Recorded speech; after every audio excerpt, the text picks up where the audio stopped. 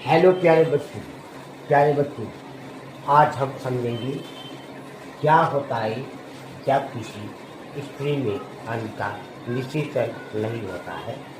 तो इसको आसान तरीके से आपको याद करने का तरीका बताएंगे, आपको याद हो जाएगा प्यारे बच्चों। तो सर्जिक रूप परीक्षा में जो पूछते हैं तो उसके लिए ये है कि यदि स्त्री में अंडाशय का निषेचन नहीं होता तो अंडाशय जो है वो नष्ट हो जाता है। जब निषेचन नहीं होगा तो नष्ट हो जाता है तथा गर्भाशय की मोटी भीतरी पर रक्त के साथ शरीर से बाहर निकाल दी जाती है।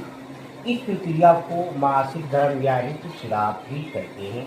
इसके बाद नया मासिक चक्र प्रारंभ हो जाता है। ये संचित रूप है।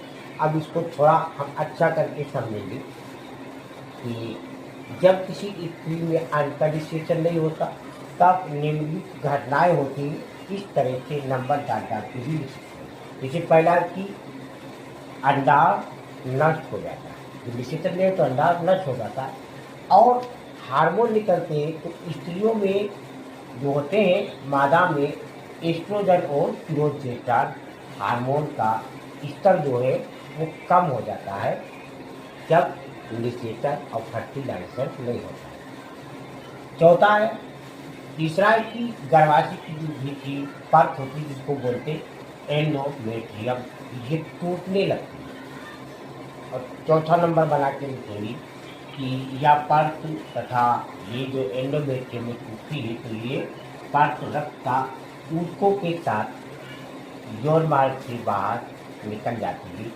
इसी को ऋतुस्राव कहते हैं।